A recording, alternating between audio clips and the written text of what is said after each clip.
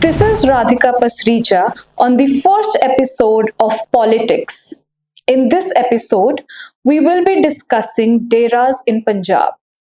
The word dera derives from the Persian word derah or dirah, which means a camp, abode, monastery, or convent.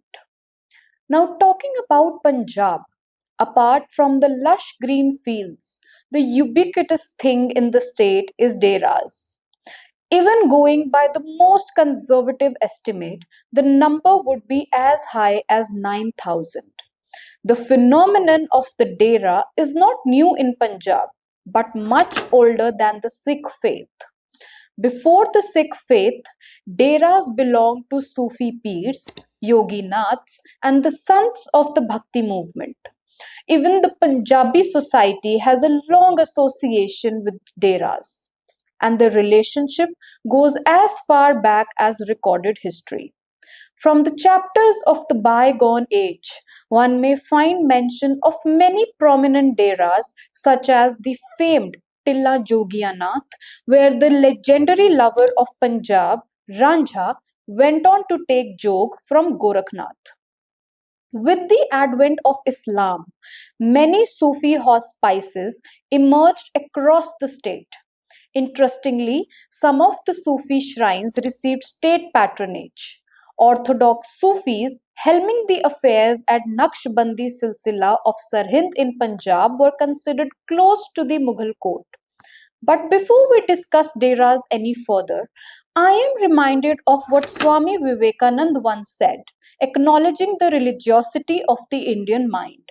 If you want to raise a gang of robbers, the leader will have to preach some sort of religion, then formulate some bogus metaphysics and say that this method is the clearest and quickest way to get God. Then he finds a following, otherwise, not. That shows that the vitality of the race's mission is religion. And because that has not been touched, that race lives.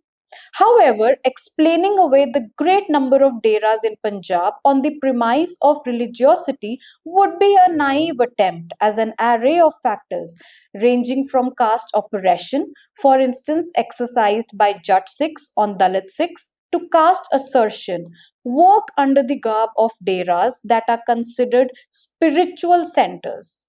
Today, in the underglaze of spiritual centers, deras act as the centers of political mobilization. It is believed that in the 117 member Legislative Assembly, six deras have a direct influence on about 50 seats, of which a large number of seats fall in the Malwa region. These six prominent deras are Dera Sacha Sauda, headed by Gurmeet Ram Rahim, who is undergoing a 20-year sentence for raping two disciples and is based in Sirsa. Another one is Radha Swami, about 45 kilometers from Amritsar in Beas, headed by Gurinder Singh Tillon. Dera Sachkhand in Balla village of Jalandhar is under the control of Niranjan Das and has much influence in the Duaba region of Punjab. Then there is Divya Jyoti Jagran Sansthan, known as the Noor Mahal Dera in Jalandhar, whose founder head Ashutosh Mahajan was found dead under mysterious circumstances on the Dera premises in January 2014. But his followers believe him to be alive and in a state of samadhi. Nirankari sect at present is headed by Sudiksha, the youngest of the three daughters of Hardev Singh, the sect chief who died in a car crash in Canada in 2016, is based in Delhi. Lastly, the Namdhari Dera, headquartered at a village in Ludhiana, is headed by Uday Singh. Notably, of late, the Deras have ceased explicitly supporting political parties, as was the case back in 2007 when Dera Sacha Sauda issued an edict to its followers to support the Congress. The Dera had a dedicated political wing that used to audaciously lend support to political parties until recently when they abolished the political wing. Now, the Dera's support to political leaders or parties is a secret affair. In the 2017 assembly elections, the Dera lent its support to the Shiromani Akali Dal, which was in alliance with BJP. just before the voting began. But probably the Bargari sacrilege case led to the humiliating defeat of Akali Dal in the 2017 elections, following which Dera Sacha Sauda's political support showcased timidity. In the recent Lok Sabha elections, the influence of three prominent deras in the Duaba region worked well for the Congress in Jalandhar but not for BJP in Bathinda. Former CM Charanjit Singh Channi's victory can be associated with the support he received from Dera Sachkhand Bala. As per the Tribune report by Deep Kamal Kaur and Sukhmeet Bhasin, a Congress MLA said the fact that Channi won from all four SC segments of Jalandhar, Philor, Adampur, Kartarpur, and Jalandhar West is enough to indicate that the Dera factor worked here.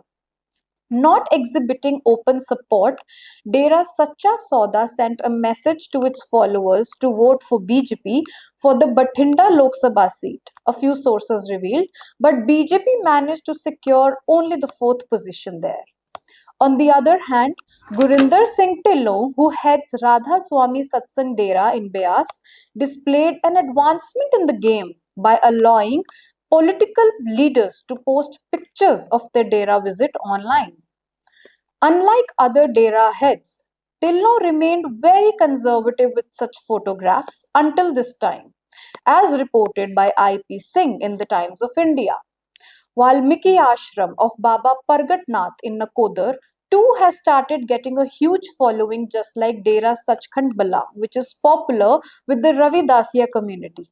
A huge section of Dalits in Jalandhar are also followers of Christianity now and regularly visit Pentecostal churches. Interestingly, as Amandeep Sandhu also writes in his book Punjab Journeys Through Fault Lines, an important aspect of Deras is that they attract followers from Dalits, poor Jat Sikhs, and Hindu families who feel disenchanted by the Jat control of the institutions of the mainstream Sikh religion. However, the deras themselves are run by mostly upper caste Sikhs. For instance, a Khatri Sikh heads the Nirankaris, a Siddhu Jat heads Dera Sacha Sauda, a Tillo Jat heads Radha Swamis, and a Brahman heads Divya Jyoti Jagran Sansthan.